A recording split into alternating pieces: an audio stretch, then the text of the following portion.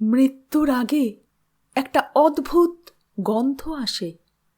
সবাই সেটা টের পায় না, কিন্তু যেদিন তুমি পাবে সেদিন বুঝবে এই ঘরে আর তুমি একা নও।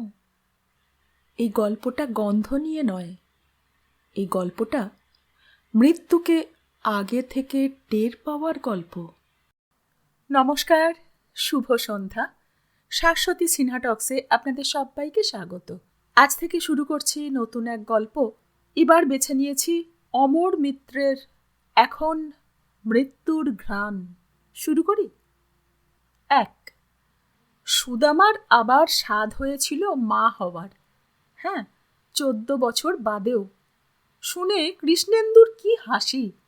হাসতে হাসতেই তুচ্ছ করে দিল সুদামার ইচ্ছেকে। মাথা খারাপ? কেন? আমি তো তোমাকে বলেইছিলাম। শুনে কৃষ্ণেন্দু আবার হাসে। বলেছিলে? কবে বলেছিলে? আর বলার কি আছে? এই বয়সে আবার ওই হ্যাপা কাঁধে নেয় কেউ? তুমি সব জানতে, আমি বলিনি? সুদামার চোখ ফেটে জল বেরিয়ে আসে প্রায়। বলেছিলে? সত্যি বলেছিলে? আমি কি তখন অফিসে, না ঘুমিয়ে? কৃষ্ণেন্দুর চোখের তারায় কিরকম তাচ্ছিল্য করার প্রবণতা। সুদামার অচেনা মনে হয় তার প্রেমিক স্বামীকে। কৃষ্ণেন্দু তো সব জানে, সে সম্মতি দিয়েছিল। এত বছর বাদে তোমার যা ইচ্ছে। এখন কৃষ্ণেন্দু বলল, সম্ভব নয়। সম্ভব নয় তো হ্যাঁ বলেছিলে কেন? সুদামা কাঁপছে। কৃষ্ণেন্দু বলল, কি আবোল তাবোল বকছো? এত বছর বাদে আবার চেক আপ, আবার নার্সিংহোম, টেন্সড হয়ে থাকা ডাক্তার, বাচ্চা। ইস! সুদামা অবাক হয়। আশ্চর্য! কৃষ্ণেন্দু নিজের কথা নিজে কেমন খেয়ে ফেলছে, অস্বীকার করছে সব। অথচ তার কথাতেই না সুদামা সাহস পেয়ে যাবতীয় নিরোধক ত্যাগ করে বসে আছে এই 3 মাস। সে কৃষ্ণেন্দুকে বুঝতে চেষ্টা করে ক্রমাগত। কৃষ্ণেন্দু ঈষৎ বিরক্ত। বলল, তোমার কি সব কাণ্ডজ্ঞান উধাও হয়ে যাচ্ছে? ইউ আর 37+, 38-এ পা দিয়েছ। এই বয়সে কেউ মা হয়? তুমি কোলে বাচ্চা নিয়ে বেরোবে পারবে? সুদামা বলে, চিন্তা আমি করেই নিয়েছি আগে। তুমি সব জেনেও না জানার ভান করছো। রাখবো বলেই কনসিভ করেছি আমি। কৃষ্ণেন্দু উৎসাহ প্রকাশ করল এবার। আমি জানি তুমি সত্যি বলছো না সুদামা। গলা উঠেছিল দুজনেরই। বাইরে মধ্য ফেব্রুয়ারির রাত। কৃষ্ণেন্দু আজ অনেক তাড়াতাড়ি বেরিয়েছিল। নতুন প্রজেক্ট আসছে পরপর। আসছে নানা দেশি বিদেশি কোম্পানি, বণিকেরা। কেউ ফুড প্রোডাক্ট, কেউ টিভি, মোটর গাড়ি, কেউ ঠান্ডা পানীয়, কেউ কম্পিউটার, কেউ হাসপাতাল, নার্সিংহোম বানানোর প্রস্তাব নিয়ে আসছে। রূপায়িত করার অনেকটা দায়িত্ব কৃষ্ণেন্দুর। প্রাথমিক ব্যবস্থা করবে তো সেই। এই সব প্রজেক্টের সাফল্যের সঙ্গে কৃষ্ণেন্দুর জীবনের সাফল্যও যে জড়িয়ে গেছে। রাজারামপুর বলে একটা গ্রামে 300 বিঘের উপর বেসরকারি এক পেট্রোলিয়াম গ্যাস কোম্পানিকে প্রতিষ্ঠা দেওয়ার ব্যাপারে কৃষ্ণেন্দু এখন খুব ব্যস্ত। ঘুমের ভিতরেও অফিস নিয়ে থাকছে যেন সে। কৃষ্ণেন্দু বলে, এত ঝামেলা নিয়ে আছি। ঝামেলা তো আমার জন্যে নয়। কৃষ্ণেন্দু বিরক্ত হয়। কিছু বলতে যাচ্ছিল চড়া গলায়, কিন্তু তখনই ফোন বাজল। সে এগিয়ে গিয়ে রিসিভার তোলে। কৃষ্ণেন্দু ফোন ধরেছে। সুদামা কঠিন হয়ে বসে আছে খাটের এক কোণে। চাপা গলায় বলল, আমার কি স্বাধীনতা নেই নাকি? ইচ্ছে অনিচ্ছে বলে কিছুই নেই? কৃষ্ণেন্দু রিসিভার হাতের পাতায় চেপে ধরে বিরক্ত মুখে তাকায় সুদামার দিকে। ইঙ্গিতে তাকে চুপ করতে বলে। সুদামার কথা ওপারের মানুষের কানে চলে যেতে পারে। সুদামা উঠল। ধীর পায়ে ব্যালকনির অন্ধকারে গিয়ে দাঁড়ায়। সামনের রাস্তাটা আবছা অন্ধকার। আলো আছে বটে, কিন্তু সেই আলো পথ পর্যন্ত পৌঁছাতে পারে না। কে কথা বলছে? না, সুহাস বোস, কৃষ্ণেন্দুর জুনিয়র। সে আজ রাজারামপুর গিয়েছিল প্রজেক্ট সাইট দেখতে, রিপোর্ট দিচ্ছে।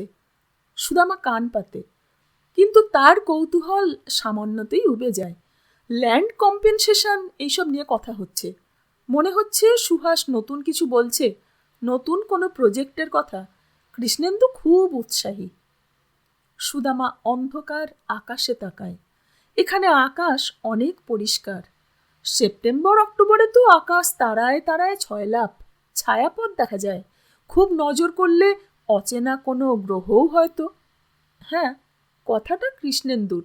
বছর 7 আগে যখন এই ফ্ল্যাট কিনে তারা বেহালার সরকারি আবাসন থেকে উঠে আসে, কৃষ্ণেন্দু বলেছিল তার 7 বছরের ছেলে নীলাঞ্জনকে।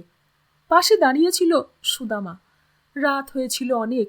গৃহপ্রবেশের দিন ছোট মতো উৎসব হয়েছিল এই ফ্ল্যাটে। এসেছিল অর্ধেন্দু, যুথিকার মেয়ে টুম্পা। সব এখন কেমন অলিক মনে হয়। অলিকই তো। সুদামা বলেছিল, নতুন গ্রহ মানে 9 গ্রহের বাইরে। তাই তো। কৃষ্ণেন্দু তার ছেলেকে 2 হাতে বেড় দিয়ে বলেছিল, 9টি গ্রহ তো সূর্যের, অন্য নক্ষত্রের গ্রহের কথা বলছি। এই বারান্দায় টেলিস্কোপ বসিয়ে দেবো নীল, তোর জন্যে। তুই গ্যালিলিও কোপার্নিকাসের মতো টেলিস্কোপে চোখ দিয়ে বসে থাকবি। কি চমৎকার হয়েছে ফ্ল্যাটটা, আমাদের বাড়ি। তখন অফিস থেকে এসে নীলকে নিয়ে বারান্দায় বসত কৃষ্ণেন্দু। নতুন ফ্ল্যাট কেনার ধাক্কা সামলাতে হচ্ছিল সেই সময় স্বামী স্ত্রীকে। সুদামার সব গয়না তো বেচেই দিতে হয়েছিল, তাছাড়া ছিল ঋণ। কিন্তু কোনো অসুবিধেই যেন হয়নি।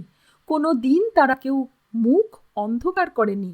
বেহালার সরকারি আবাসন খারাপ ছিল না, সেখানে তারা গিয়েছিল বেলগাছিয়ার আলো অন্ধকারে ছাওয়া ঘর ছেড়ে। না গিয়ে উপায় ছিল না।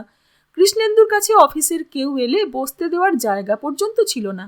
একটাই তো ঘর, আবার 3 ঘরের ফ্ল্যাটের ভিতরে ওই ঘরটি ছিল সবচেয়ে কম আলোর, কম বাতাসের, একটু স্যাঁতস্যাঁতে মতো। বাড়ির ভালো ঘর দুটি ছিল কৃষ্ণেন্দুর বাবা মা আর বড় ভাই অর্ধেন্দুর দখলে। তখন তো উপায়ও ছিল না, অন্ধকার ঘরটি কাউকে না কাউকে নিতে হতো। অর্ধেন্দু যুথিকা কিংবা কৃষ্ণেন্দু সুদামা। বাবা মায়ের ঘরটি ছিল সবচেয়ে ভালো। 2 ভাইয়ের ব্যবস্থা ছিল না, এটি আপনা আপনি হয়ে গিয়েছিল। ওই ফ্ল্যাটে তো অর্ধেন্দুর বাবা মা 4টি সন্তান নিয়ে এসে উঠেছিলেন অনেক বছর আগে। মেয়েরা বিয়ের পর চলে যাওয়ায় ঘর ভাগ স্বাভাবিকভাবেই হয়ে গিয়েছিল। এই তো কদিন আগে সুদামা গিয়েছিল বেলগাছিয়ায়, ওই ঘরটিতে ঢুকেছিল। বিশ্বাসই হয় না, ওখানে সে আর কৃষ্ণেন্দু বিয়ের পর প্রথম 1.5 বছর ছিল। দিনের বেলাতেও আলো জ্বালিয়ে রাখতে হতো। জানালা যে খুলে রাখবে, লাভ কি? জানালা দুটি যেদিকে, তার 10 ফুট ওপারে আরেকটি বাড়ির পুরনো দেওয়াল, ময়লা কার্নিশ। ঠিক তাদের ঘরের জানালার মুখোমুখি ছিল পাশের 3 তলা বাড়ির দোতলার রান্নাঘর। একান্নবর্তী সেই বাড়ির রান্নাঘরে কড়া চাপত ভোরবেলা, সারা দিনই ছ্যাঁক ছ্যাঁক ধোঁয়াকালি, শেষ হতে হতে রাত 11টা।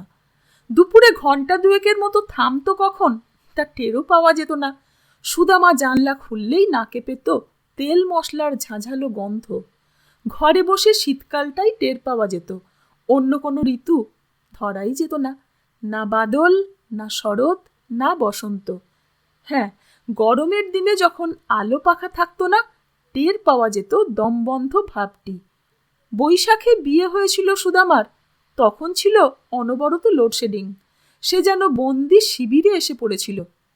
ডালিমতলার বাপের বাড়িও খুব আলো হাওয়ার ছিল না, কিন্তু সে যে ঘরটিতে থাকতো আর এক বোনের সঙ্গে, সেই ঘরের জানালা ছিল দক্ষিণমুখী, হাওয়া আসত।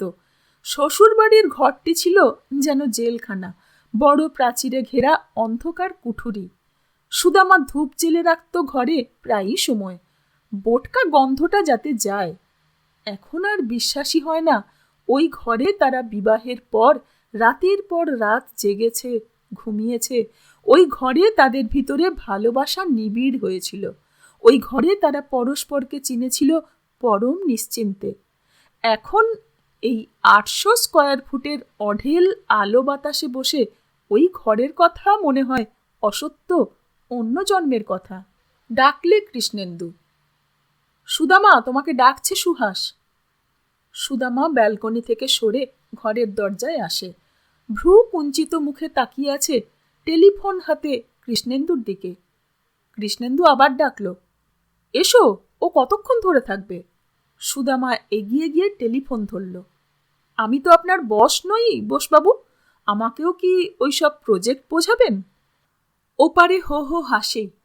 না ম্যাডাম, আসলে কি জানেন, ম্যাডামকে খুশি না করলে বস খুশি হয় না, তাই আমি খুশি হলাম না। না হন, বসকে বলবেন না, তাহলেই হলো। আপনি বলছিলেন না আমাদের প্রজেক্ট সাইটে যাবেন একবার, রাজারামপুর দেখবেন।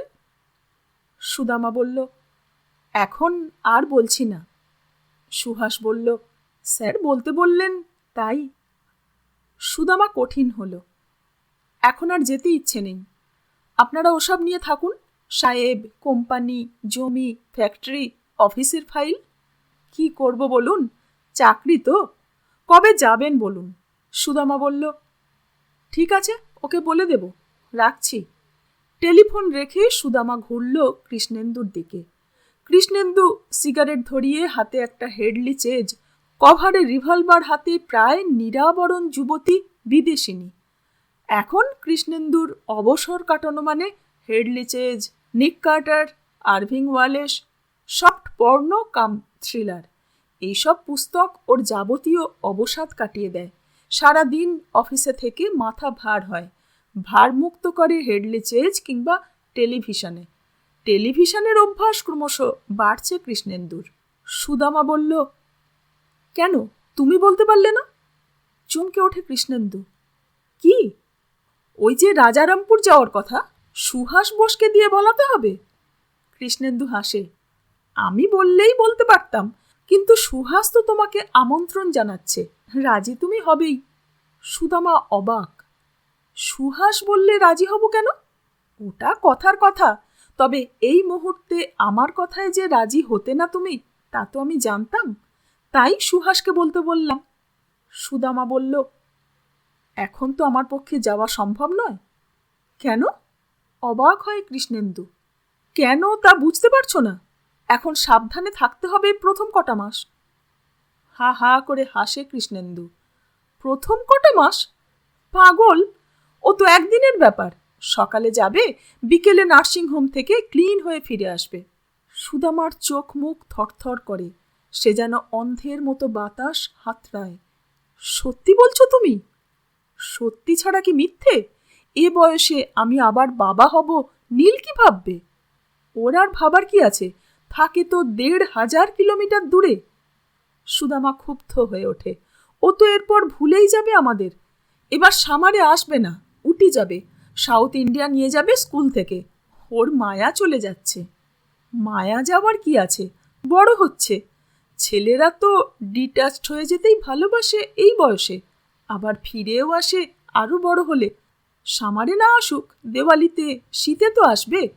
না হলে আমরাই যাব মুসৌরি। তুমি ওসব মাথা থেকে তাড়াও দেখি। এখন আর নার্সিংহোমে দৌড়াদৌড়ি করা যায় না, সময়ও তো নেই। সুদামা চুপ করে থাকে, মুখ অন্ধকার হয়ে যাচ্ছে। কৃষ্ণেন্দু খুব ঠান্ডা মাথার মানুষ, যা বলে তাই করে। সে জানালা দিয়ে বাইরে তাকিয়েছে। ঘন অন্ধকার, অন্ধকারে কি যেন খুঁজতে থাকে তার চোখ। সে যুক্তি খুঁজে বের করতে চাইছিল, পেয়েও গেল বোধহয়। সুদামা বলে, নীল ছেলেবেলায় কিরকম বোন চাইতো মনে আছে? হাসে কৃষ্ণেন্দু। ছেলেবেলায় সবাই ওরকম চায়, এখন ও অবাক হবে, অ্যাডাল্ট হয়ে যাচ্ছে তো। আজকাল 14 বছরেই ছেলেরা অনেক কিছু বুঝে ফেলে। তারপর যে স্কুলে পড়ে, তুমি তো নীলের পরেও 2 বার কনসিভ করেছো, তখন রাখার কথা তো বলনি। সুদামা আবার অন্ধকারে তাকায়। কথাটা অসত্য নয়, কিন্তু তখন যে নীলাঞ্জন ছিল কাছে, এখন সে ১,৫০০ কিলোমিটার দূরে উত্তরপ্রদেশের পাহাড়ে, শীতের ভিতরে। সেখানে গিয়ে প্রথম 1 বছর মন খারাপ হতো ছেলের, চিঠি লিখত খুব, আচমকা ফোন করত। এখন মন বসে গেছে। তার মানে সুদামার জন্য, মায়ের জন্য এখন আর তার ব্যস্ততা নেই, মন খারাপ নেই। নীল বাড়ি ছেড়েছে 2 বছর, কবে বাড়ি ফিরবে জানা নেই। ওই স্কুল থেকে বেরিয়ে আইআইটি, সেই রকমই প্ল্যান কৃষ্ণেন্দুর। তারপর বিদেশ, কলকাতায় পড়বেই না নীল। সুদামা তাহলে তার ছেলেকে কদিন কাছে রাখতে পারল? সন্তান প্রতিপালন করলো কদিন, 14 বছরে অ্যাডাল্ট। এত তাড়াতাড়ি বাচ্চাটা বেড়ে উঠলে তার কি হবে? এত বড় ফ্ল্যাটে দিনভর সে একা। একটি শিশু এলে ফ্ল্যাটের চেহারাটাই বদলে যাবে। কৃষ্ণেন্দুর ফোন এসেছে আবার। কথা বলছে অনিল বরণ ঘোষ চৌধুরীর সঙ্গে, তারই সহকর্মী, অদ্ভুত এক রহস্য উপন্যাস লেখক। কি বলছো? চেজের খুন, থার্ড মার্ডার? আমি অতদূর পর্যন্ত যাইনি। হ্যাঁ, প্রথম মার্ডারটা থ্রিলিং, লিফটের ভিতরে গলা কাটা ক্যাবারে গার্ল। কৃষ্ণেন্দু মার্ডার নিয়ে গল্প করতে লাগলো অনিল বরণের সঙ্গে। সেক্স, মার্ডার, ভায়োলেন্স, চেজ থেকে নিক কার্টার, তার থেকে অতি সাম্প্রতিক ঘটে যাওয়া ভয়াবহ হত্যাকাণ্ড, এইসব। সুদামা ঘর থেকে বেরিয়ে ব্যালকনিতে যায়, ঘাড় উঁচু করে আকাশে তাকায়। পাতলা শীত আছে এখনো। সে আঁচল টানল গায়ে। ভাবছিল আর কি বলা যায়, কৃষ্ণেন্দুর কাছে কিভাবে ব্যক্ত করে সে নিজেকে। 2, আবার আমার স্বাদ হয়েছিল মা হই। হ্যাঁ, 14 বছর বাদেও। শুনে কৃষ্ণেন্দু মাথা দোলাতে দোলাতে বলল, এখন আর ওসবের সময় নেই। মানুষের জীবনে এক একটি বয়স এক একটি অনুভূতির জন্য নির্দিষ্ট হয়ে থাকে। সেই দিন আমাদের চলে গেছে। এক এক বয়সে এক এক রকম অনুভূতি, এক এক রকম জীবন। এখন এই বয়সে ওসব ঝামেলা নিয়ে কাজ কি? এখন তো কৃষ্ণেন্দু সেই 14-15 বছর আগের মতো সন্তানের মুখ দেখার প্রতীক্ষা করে থাকতে পারবে না। এখন প্রতি মাসে প্রতি পক্ষে কৃষ্ণেন্দু আমাকে অতি সাবধানে কাঁচা মাটির পুতুলের মতো নিয়ে যেতে পারবে না সুখ্যাত ডাক্তারদের কাছে। অপেক্ষা করতে পারবে না কখন ডাক্তারের সময় হয়। এখন অত সময় নেই, ওরকম মনও নেই। কৃষ্ণেন্দুর সঙ্গে রাতে অনেক সময় ধরে কথা কাটাকাটি। আমি ছিলাম আমার সিদ্ধান্তে স্থির নিশ্চিত, সন্তান ধারণ করবই। আমার ভেতরে জেদ চেপে গিয়েছিল। বলতে লাগলাম, রাখবই একে। কিন্তু কৃষ্ণেন্দুর সেই এক কথা, এই বয়সে এসব আর হয় না। আমার এই বয়স পুনর্বার মা হওয়ার উপযোগী নয়। সন্তান তো রয়েইছে, আবার কেন? কৃষ্ণেন্দু কিন্তু ভুলে যাচ্ছে গত 6 মাসের কথা। আমি যখন এই বাসনার কথা তার কাছে প্রকাশ করি, কৃষ্ণেন্দু ঘাড় কাত করেছিল, হবে তো হবে। আমি তখন সাবধান হইনি, কৃষ্ণেন্দুকেও সাবধান করিনি। আসলে কৃষ্ণেন্দু তার 6 মাস আগের মত বদলাচ্ছে। 6 মাসে কি হয়েছে ওর? নতুন এক দায়িত্ব পেয়েছে, যে দায়িত্বে ওর অনেক সম্ভাবনার চিহ্ন লুকিয়ে আছে। কিছু বলে না, কিন্তু আচমকা ব্যক্ত করে ফেলে।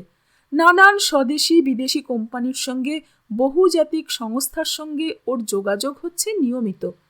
ওর দায়িত্ব হলো এদেশে তাদের প্রতিষ্ঠার ব্যবস্থা ত্বরান্বিত করা। ও তা নিষ্ঠার সঙ্গে করছে। করতে গিয়ে প্রকৃত অর্থে ব্যস্ত হয়ে পড়েছে। ছুটির দিনও ছুটি নেই, সন্ধ্যের পরও ছুটি নেই। মিটিংয়ের পর মিটিং, ফোনের পর ফোন। হ্যাঁ, সাগর পাড়ের ফোনও আসে। কৃষ্ণেন্দু বলছে তেমন কোনো অফার পেলে ও ছেড়ে দেবে সরকারি দায়িত্ব। এখন টাকার বাজার তৈরি হচ্ছে, টাকা সংগ্রহ করার প্রকৃষ্ট সময়ই তো এইটা। অনেক বাক্য বিনিময়েও কিছু হলো না। শেষ পর্যন্ত ওর জিত হলো, হার হলো আমার। কৃষ্ণেন্দুর একটিই যুক্তি, এখন যদি রাখতে চাইছি তো আগে 2 বার নষ্ট করেছি কেন নীলের পরে। কি বলি, তখন তো নীল ছিল ঘরে। আমার তো বাসনা শিখর প্রমাণ নয়। নীলকে নিয়েই আমি নিশ্চিন্ত ছিলাম, সন্তুষ্ট ছিলাম। নীল মিশন স্কুলে যাওয়ার পর আমি কি নিয়ে থাকি, কাকে নিয়ে থাকি? কৃষ্ণেন্দু আমাকে সময় দিল। এখন মনে হচ্ছে এই আমার ভবিতব্য। আমাকে সাবধানে মাটির পুতুলের মতো নিয়ে গেল সেই পরিচিত নার্সিংহোমে। বুড়ো ডাক্তারকে গিয়ে বলল, পেশেন্ট নিয়ে এলাম ডাক্তার দেব।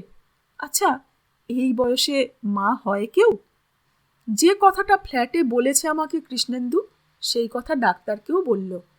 এই বয়সে যে কনসিভ করে সে নিতান্তই পেশেন্ট, আর কিছু নয়। আমার শরীরের অভ্যন্তরে যে প্রাণটি জন্ম নিচ্ছে তাই হলো আমার অসুখের কারণ। ভ্রূণ মোচন করলেই আমার অসুখটি যাবে। হাসতে হাসতে আমাকে ফ্ল্যাটে ফিরিয়ে আনলো আমার স্বামী। নিশ্চিন্ত। বউয়ের শরীর ধুয়ে মুছে সাফ করে এনেছে, অনেক দিন বাদে আমার মাথার চুলে হাত দিয়ে খোপা ভাঙতে ভাঙতে বলল, খুকি, এইরকম কেউ করে? This is the high time to earn money, to achieve more. এখন আর আমাদের সেই বয়স নেই, লোকে হাসবে। আমি চুপ করে থাকলাম। কি করে বোঝাই যে স্বাদ হয়েছিল সত্যি? হ্যাঁ, আমার মাথার ভিতরে খুঁজলে কোথাও না কোথাও রূপলি রেখা চোখে পড়বেই, একটি দুটি। বয়স হয়েইছে, তা জেনেও তো চেয়েছিলাম আবার সেই স্বাদ নি, সেই 14 বছর আগের শিহরণে শিহরিত হই। আবার আমার শূন্য শরীর ভরে উঠুক সন্তানের রক্তমাংসে। 10 মাস ধরে আমি বহন করি তার ভার। আমার 2 স্তনে দুধ আসুক, দুধের ভারে তা স্ফীত হোক, ব্লাউজ ভিজে যাক প্রাণের টানে, আমার গা দিয়ে দুধের গন্ধ বেরোতে থাকুক। কি করে বোঝাই কৃষ্ণেন্দুকে এত বড় এই ফ্ল্যাট আর সহ্য হয় না, একা একা ভয় লাগে। হ্যাঁ সত্যি, তাই আমি চেয়েছিলাম ফ্ল্যাটের বাতাসে ঘুরুক শিশুর গায়ের গন্ধ, ঘর বিছানা ভরে যাক কাঁথা কাপড় দোলনা ফিডিং বোতল আর খালি দুধের কৌটোয়। খেলনা চাই না, সেই খালি দুধের কৌটো গড়িয়ে দিতে দিতে বড় হয়ে উঠুক সে, যেমন খেলতো নীল। তখন আমরা বেহালার সরকারি আবাসনে, সবে স্টেট সার্ভিস সরকারি চাকরিতে ঢুকেছে কৃষ্ণেন্দু। বিয়ে যখন হলো তখন তো সে কাগজের অফিসের প্রুফ রিডার, আর 2-4 পাতা লেখে মাত্র। যদি ডায়েরি লিখত, এভাবেই যেন লিখত সুদামা।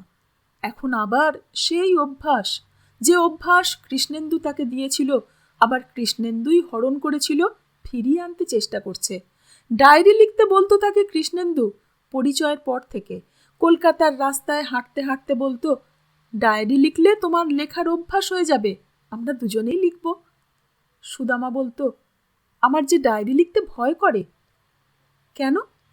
যদি কেউ সেই ডায়েরি খুঁজে পায়, দেখে ফেলে, বাড়িতে কত লোক। হা হা করে হাসত কৃষ্ণেন্দু।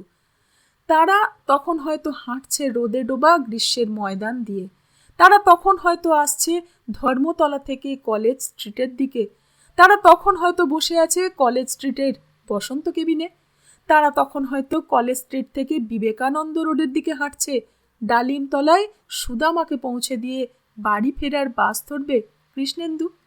কৃষ্ণেন্দু বলেছে, দেখলে দেখবে, তাতে যে তোমার কথা থাকবে। থাকলে থাকবে, হ্যাঁ থাকবেই তো, আমার ডায়েরিতে তোমার কথা সব আছে। কি আছে? সে কি করে জানাবো এখন, যদি কোনোদিন খুঁজে পাও দেখে নেবে। শোনো খুকি, কবে তোমার হাত ছুঁয়েছি সেই কথাও, কবে কোন দিনে কোন ক্ষণে তোমাকে চুম্বন করেছি তাও। ইস, তুমি আমার নাম লিখেছ? লিখেছি তো খুকির কথা। কৃষ্ণেন্দু তার হাতের আঙুলে চাপ দিয়ে বলেছে। অভ্যাস করছিল সুদামা, অভ্যাসটা ত্যাগও করেছে। আচমকা বিয়ে, বিয়ের কথাও লিখেছিল সুদামা। তারপর লিখতে গেলে হাত কাঁপে। লিখতে ইচ্ছে হয় অনেক কথা, কিন্তু লেখা হয়নি। লেখা হতো না এই জন্য যে কৃষ্ণেন্দু টেনে টেনে পড়ত আর হাসত। আশ্চর্য, কৃষ্ণেন্দু কি লিখেছিল তার ডায়েরিতে সে তো জানতেই পারেনি। কোথায় তার ডায়েরি? কৃষ্ণেন্দু বলতো, তুমি খুঁজে বের করো। সুদামার ফ্ল্যাটের বাইরে এখন 1 মার্চের দুপুর। আজ ভোরে কৃষ্ণেন্দু বেরিয়েছে রাজারামপুরের দিকে। 300 বিঘে জমি অধিগ্রহণের যে নোটিশ পড়েছে তা দখল করা হবে আজ। কৃষ্ণেন্দু সুহাস গেছে, গেছে পুলিশের বড় কর্তা, বহু পুলিশ, রাইফেলধারী। কৃষ্ণেন্দু কদিন ধরে খুব উদ্বিগ্ন হয়ে আছে। নির্বিঘ্নে জমি দখল করে সীমানা চিহ্নিত করে কাঁটা তারে বেড় দিয়ে দিতে পারলে তার প্রাথমিক দায়িত্ব শেষ। দায়িত্ব শেষ তো নয়, এই রকম প্রজেক্ট পর পর আসছে। এটি পেট্রোলিয়াম গ্যাস প্রজেক্ট, এরপর আছে hospital, industrial park, food park. কদিন ধরে দেরিতে ফিরছে সে। জেলা শাসকের সঙ্গে বৈঠকের পর বৈঠক, পুলিশ কর্তার সঙ্গে বৈঠক, গ্যাস কোম্পানির উচ্চ পদাধিকারীদের সঙ্গে বৈঠক। তারা আরও পেট্রোলিয়াম প্রোডাক্ট করতে নামছে। কৃষ্ণেন্দুকে সব দেখতে হবে। কৃষ্ণেন্দুর মুখে এখন ওই গল্প। এখন জুতো কোম্পানির শার্ট তৈরি করছে, ওষুধ কোম্পানি করছে টিভির বিজনেস, একটা ব্যবসায় কেউ পড়ে থাকছে না। বড় বিমার কোম্পানি হাসপাতাল করতে নেমেছে, এরপর তারা তৈরি করবে film laboratory, food park. Gas কোম্পানিও নানা রকম বিজনেস করে এদেশে বিদেশে। তারা দ্রুত কাজ চায়, ঘড়ির সঙ্গে হাঁটে, ঘড়ি ধরে কথা বলে, ঘড়ি ধরে ঘুমোয়। কৃষ্ণেন্দু হাসতে হাসতে বলেছে, তোমার ছেলে যদি প্রেম করে, করতেই পারে, তাহলেও ঘড়ি ধরে করবে, বুঝলে সুদামা? টের পাচ্ছে সুদামা। 6 মাসেই ঘড়ির কাঁটায় সতর্ক চোখ রেখে হাঁটার অভ্যাস করে ফেলেছে কৃষ্ণেন্দু। সেই অভ্যাস থেকেই যেন ভ্রূণ মোচন করানো। অতদিন সন্তানের জন্য প্রতীক্ষা করার অভ্যেসই চলে গেছে তার। কৃষ্ণেন্দু বলে, সে যদি এখন 26 বছরের যুবক আর সুদামা 19 বছরের হতো, তাহলে তারা কি আগের মতো ঘন্টার পর ঘন্টা গঙ্গা তীরে জাহাজ দেখার অপেক্ষায় দাঁড়িয়ে থাকতে পারত, না পায়ে হেঁটে আউটরাম ঘাট থেকে কলেজ স্ট্রিট পর্যন্ত আসতে পারত? প্রেমের প্রকাশও বদলে গেছে, যাচ্ছে। কৃষ্ণেন্দু বলে, এরপর দেখবে হয়তো সন্তানের জন্য 10 মাস ওয়েটই করতে হবে না। অত সময় কে দেবে? কৃষ্ণেন্দু বলে, আমাদের দেশে সারপ্লাস লেবার। যদি সন্তান চাও, তুমি কষ্ট করবে কেন অতদিন? জানো, ইউরোপ আমেরিকায় হায়ার করা যায়। কৃষ্ণেন্দু বলে, ডায়েরি? তা লেখার সময় কখন পাবে এই সময়ের যুবক? অবাক হয়ে সুদামা তার স্বামীকে দেখে, বিড়বিড় করে বলে, সল্টলেক থেকে সেদিন বেলগাছিয়া গেলাম, সেই তো আগের মতো। পথের ধারে চায়ের দোকান, খালি বারান্দায় বসে আছে 24-20, নানা রকম বয়স। ওরা খোঁজ রাখে না। খোঁজ রাখে না মানে? পাল্টে যাচ্ছে সব, দ্রুত পাল্টে যাচ্ছে। ওরা কি জানে উত্তর মেরুতে এবার বরফ গলবে বেশি? প্রতি বছর তাই হচ্ছে। এ কথার সঙ্গে তোমার আগের কথার মিল কোথায়? পাল্টে যাচ্ছে পৃথিবী। সুদামা হেসে ফেলেছিল।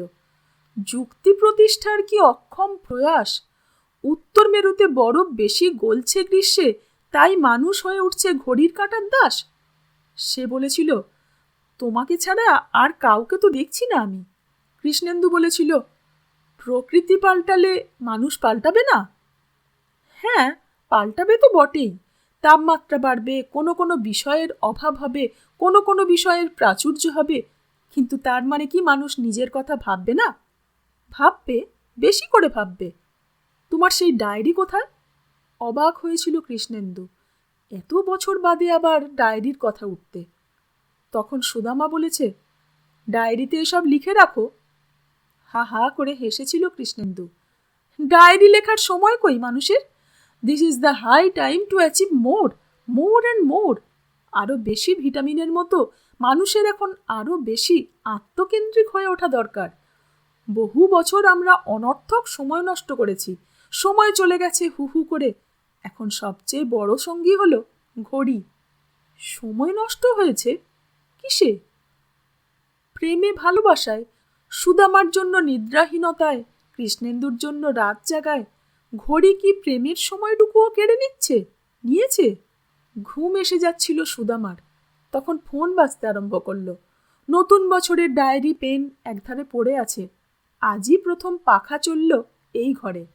সল্টলেক সিটির বালির মাঠ তপ্ত হতে আরম্ভ করেছে মধ্য বসন্তেই। সুদামা টেলিফোনের দিকে হাত বাড়ায় একটু সময় নিয়ে। বেজে বেজে যদি থেমে যায় তো যাক। ফোনটা তো কৃষ্ণেন্দুর। ভোরে বেরোনোর সময় সেই কৃষ্ণেন্দুকে বলে দিয়েছিল, কি হলো জানায় যেন। আজকের দিনটি খুব গুরুত্বপূর্ণ। এটি হলো আরও বেশি vitamin. Two achieve more, more and মোর এর প্রথম নির্দিষ্ট পদক্ষেপ। 300 বিঘে দোফসলি চাষের জমি অধিগ্রহণ করা তো সহজ কথা নয়। জমির অবস্থানটি ভালো, ইনফ্রাস্ট্রাকচার অর্থাৎ জল, বিদ্যুৎ, বড় পাকা রাস্তা সবই আছে। জমি দেখে গ্যাস কোম্পানি খুশি। দেওয়া নেওয়া নিয়ে টানাপোড়েন চলছিল অনেক দিন। পঞ্চায়েত গ্রামবাসীকে নানাভাবে বোঝাতে হয়েছে, ক্ষতিপূরণের নানা রকম প্যাকেজ ঘোষণা করতে হয়েছে, নানা রকম স্বপ্ন দেখাতে হয়েছে, রং চড়াতে হয়েছে। সব করেছে কৃষ্ণেন্দু আর তার সহকারী সুহাস বোস। ফোনটা কৃষ্ণেন্দুর। জানাবে সব কাজ পিসফুলি ওকে, ফিরতে দেরি হবে। সুদামা নিশ্চয় উদ্বিগ্ন হয়ে আছে। পুলিশ বন্দুক নিয়ে ফসল ভরা জমি দখল তো সামান্য বিষয় নয়। ফোনটা তুলল সে আধো ঘুম চোখে, টেনে নিয়ে অলস গলায় বলল, হ্যাঁ বলছি, সব হয়ে গেছে তো? ম্যাডাম, আপনি ঘুমোচ্ছিলেন, ডিস্টার্ব করলাম ম্যাডাম? চোখ খুলে যায় সুদামার, ধড়ফড়িয়ে উঠে বসে সে। না, কৃষ্ণেন্দু তো নেই ও পাশে। সুহাস বোস, তার সহকারী, খুবই বিনীতভাবে জিজ্ঞেস করছে তার ঘুম ভাঙালো কিনা। সুহাস রাজারামপুর পুলিশ স্টেশন থেকে ফোন করছে। স্যার জানাতে বললেন। কি জানাতে বললেন স্যার, সেটা পরের দিন শুনবো। আজ এই পর্যন্ত। সঙ্গে থাকবেন। ধন্যবাদ।